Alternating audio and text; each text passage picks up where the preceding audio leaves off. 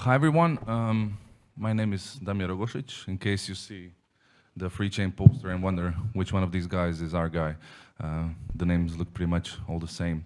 I'm the executive producer of the Freechain documentary film, and with me today is Jovan Dopuc. He's the director, or as I like to call him, the mastermind behind the film.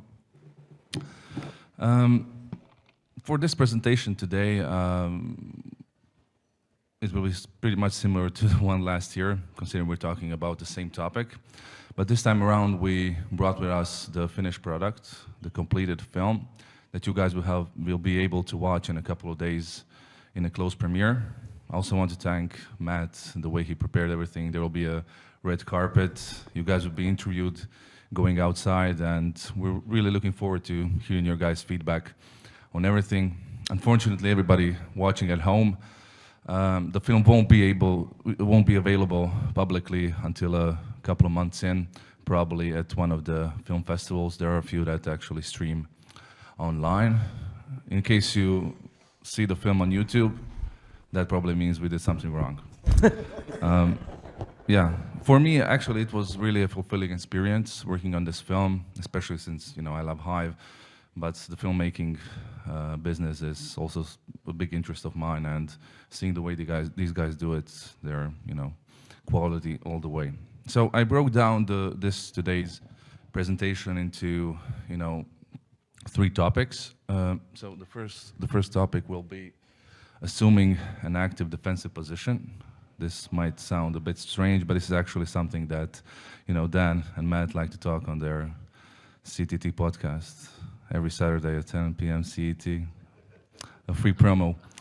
The second topic is a bit more straightforward, the new industry outreach. This regards to, basically why we think this film is important, what we intend to do with it, what we intend to do in the future.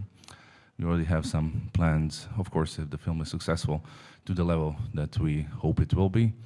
And the third thing's, just letting Jovan talk a bit about the creative process of things, how he set up the film, what his intention was, and stuff like that. So let's get into it. So the first topic relates to the current sentiment in the crypto industry, the current perception that the mainstream media, the mainstream populace, institutions, or even governments have of crypto. A good example of that would be United States and the SEC, which what they do is they paint with a very broad brush, they paint the whole crypto space. And Hive being a part of that wider crypto ecosystem, it affects us as well. Now, I'll say something controversial. I agree with many of the things that SEC does. Some of these bad actors like, Richard Hart, Justin Sun, a lot of these projects that have owners, that have founders, that kept a large part of the initial supply, that have ICOs. I wouldn't call those bad targets for the institution to target. But again,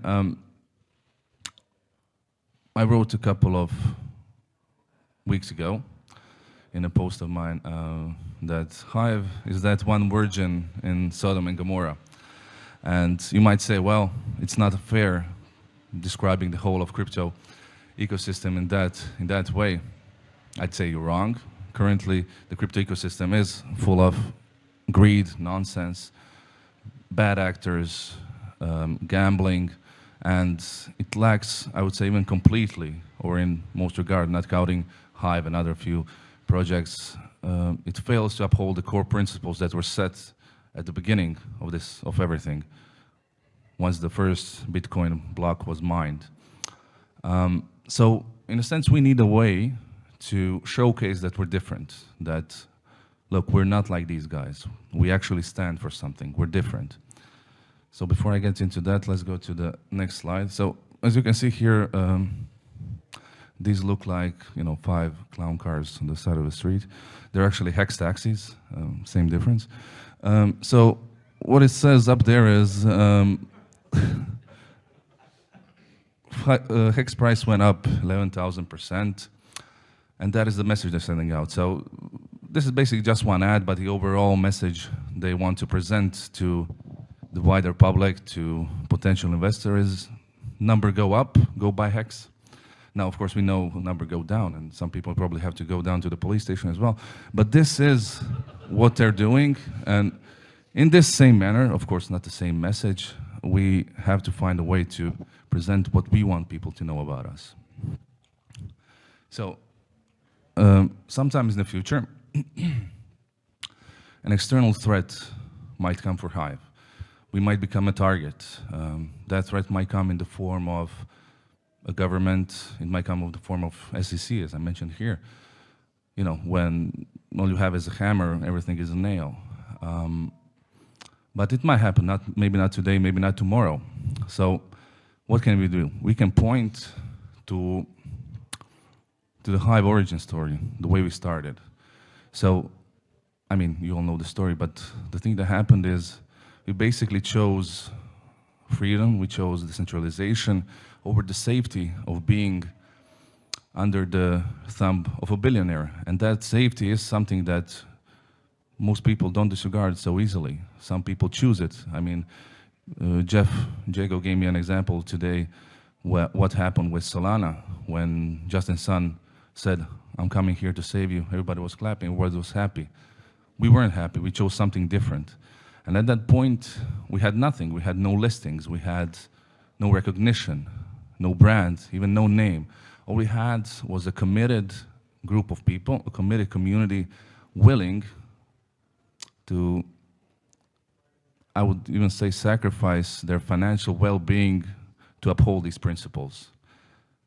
That is something we can point to. We can also point to, you know, Venezuela, to Cuba, to Ghana, to the boreholes project ran by Max Samuel, to the ways we empower communities, to the circular economies we're intending to build. Maybe today they count for 100 people, 200 people, tomorrow 1,000, 10,000.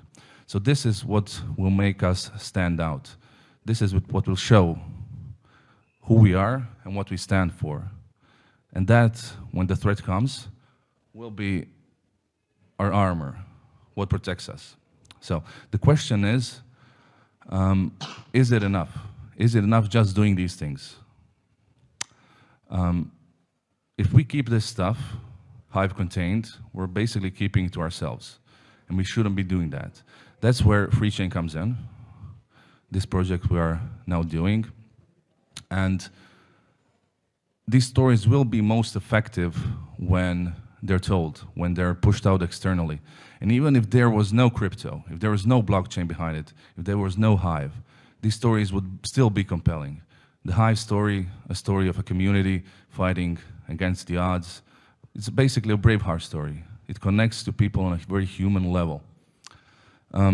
So yeah, as I said, if a tree falls in the woods and there's no one to hear it, doesn't make a sound. All these stories, there are stories, they're compelling stories, and if Freechain is successful, if it achieves what we intended it to achieve. I mean, even before I was making the proposal for Freechain, I had a plan in place. You know, we could have just made this for you guys, for the Hive community, but that would be a waste, and we can do so much more with that.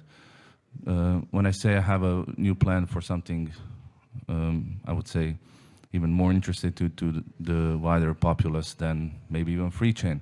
The story of Max Samuel and the stuff he's doing in Ghana. This is something we have in plan if this goes well. So, I mean, I just want to turn to Johan for a second. He told me a quite compelling story of one of his professors and a documentary film he made. So could you just talk about that a bit? Yes, hello everybody. And I just want to say Rosarito is magical, and thank you for hosting us, both of you, it's amazing. Yeah, I'm just gonna say in short the power of a documentary film, because I don't think people are used to documentaries as much as the fiction. It's more marketed, it's bigger, but that's actually not the case. And I learned that when I got to college. My professor is one of the most renowned filmmaker documentary directors in Serbia. And 20-something years ago, he did a film called Milica, which is a female Serbian name, about a young 6-year-old girl living in a forest without basically anything. It's a small village, and she had to walk 6 miles every day to school. So he made a film about her, 1.5 hours, and after a few months, that film went to Berlinale Film Festival. After it went there, it won an award, and after the award, they found resources, they built roads, and they built buses, they built electricity to that village. And even to this day, 20 years later, they still celebrate the professor. He's going every day there to celebrate that one day of the village. They basically put it in his name. So that's the power of the documentaries, you know, if they go far, if they go really well, I think people start to realize the problems and everything. And I honestly, when I heard first time story about the borehole project, that reminded me so much of that, because if we find a way to go there, if we find a way to do a story about this a really amazing topic, I think people and on the A festivals in the world, I think that can go really far and reach really far. So the power of art documentaries is truly remarkable, and I honestly believe in that. Okay, thanks. So when it comes to the practical side of things, as I said a few minutes ago, we didn't want this to be a film just for hivers. When I was, writing the idea for the project, I decided, okay, I needed something that would be mainstream compelling, something that would abide by the standards of quality. Well, the budget was limited, but we achieved a certain level of production value that the industry expects. And when it comes to the story itself, we try to keep it very simple. I mean, I think Dan remembers how many times I repeated to him, okay, let's keep it simple. These guys don't know anything we're talking about. Let's just focus on the important things. And that's what he did. That keeps the audience very wide. That allows anybody to come in there, in the first part, learn about certain terms, the simple terms. And then when we move into the human part, into the human story, the story of Hive, that is what connects with people. I've seen, many great presentations today, yesterday, about the technical side of things. But it won't be the technicals the technology, they don't understand. It won't be that connects with people. It will be us, the community, the thing they understand. That will be the bridge to them. And that is what, when I was writing the idea, what I wanted to achieve. So the film is, artistic, fun, educational. We have a few layers to it. Johan will talk a bit about that in depth. Yeah, so to next one. Yeah, so what practically this does is it opens the door into a whole new industry, somewhere where we didn't have any kind of reach. Of course, we only passed the first step. We created what I would consider a compelling piece of content. But from there, you have a completely new audience that will potentially be introduced to Hive. Imagine Crimson Clad, and she steps out on the stage, talks about Hive features, talks about the things we do, the dApps, the applications, everything. In a similar manner, the film will do the same thing, and it will promote Hive in a sense. The difference being, just like I mentioned with Hex, their promotion method number go up. What we're saying is not that. This is kind of what I call covert advertising. We're saying, come check us out, come check out this community, great people. This is what they believe in. This is what they're passionate about. To finish off my part of the presentation, before I let Johan take over, there's a quote from the film from one of my community members. He goes, "Hive, it's great stuff." And I truly believe that. And with this film, we have a chance to show that. With telling more stories, we have more chances to do that. And these stories are, again, something that will connect with people. And having a great team behind it, someone that's experienced, people that have connections, we can really do something with it.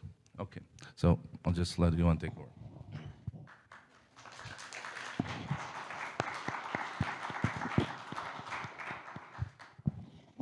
Yes, I'm not gonna take very long because I just realized, I mean, if we talk about creative side of the film, I think it would be a little better to talk about it after the film. If we share too much now, I don't think it's going to be that much interesting. But I mean, most of the story you already know. I mean, the things that are going to be in the film, the narrator that doesn't know anything about crypto learns along the way, animation parts, all that stuff. So honestly, I think the best way about this would be to talk after the film and see all about that part. But if you have any questions maybe about something about the film that's not just in the story, but in general, then maybe we can answer some questions. And of course, we can talk about everything after the premiere. Okay. Any hands up? No? No questions. Where's Matt? Thank you. There's, please. He always says that. After the preview.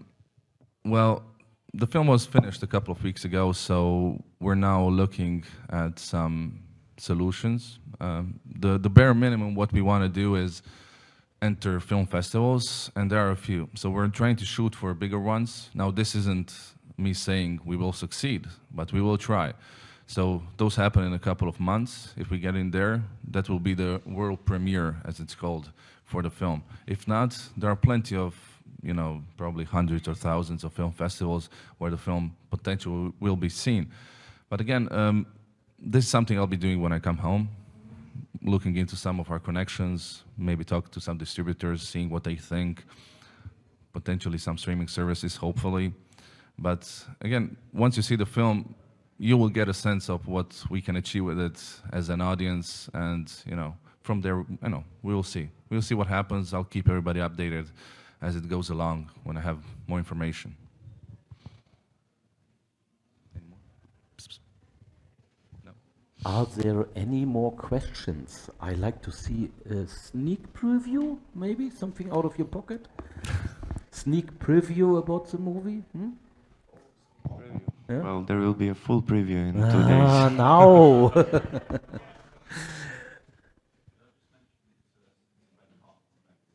A red? Oh yes. Whenever you go to the movie premiere, we look like we are going to a movie premiere and not in orange trousers and whatever we have here. It might be an issue for one or two of us that we didn't pack the smoking for that travel, as I didn't pack it. But I might come into my wetsuit. It's at least a suit if you like, but I think a jeans or something else looks better, and maybe a nice shirt. Something nice. We'll try to find something. Okay, no wetsuit. Okay. Anyway, any more questions? Yes? Do you guys keep your poker faces, or do you have some thoughts of how you feel now that the film is finished? Do you want to take this one? Yeah. I mean, the feeling is always great, but the best feeling is after it's premiered and after all of you guys have seen it. So I think that is the most important thing. After a while making films, you know, the whole point of making films is the audience. And you want to say something, you want to send a message, but it's the audience that basically gives that entire joy. So after the premiere, we can talk about all of it, of course. And another topic regarding the premiere is, we all know that you have smartphones, movie devices, other recorders. They stay off the premiere because maybe accidentally one of the devices is switched on. Nobody really wanted it, but suddenly it ended up at YouTube. Nobody would present something like this on StreetSpeak. So on the YouTube, and we don't want it. So better keep it off.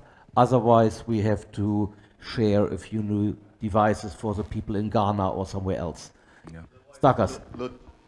Otherwise, Lord Butterfly is a very, very, very big man.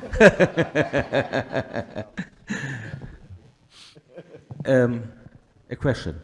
Jay, I'm curious about all the videos that the community made. There was an initiative that we helped support where you asked many Hive users or all the Hive users to send like a 1-minute video. Will that make it to the film? Is that ready in the documentary? Yes, but we're not going to say where in the film and how much, but yes, I wanted of to ask course. that. I mean, this is the story about the community. So Yeah, of I course. think without the community in the film, it would be crazy. So yes, of course, it's in the film. Nice. I'm looking forward to that. And everybody, you know, just pay close attention because we're going to quiz you after the film. One more question over there.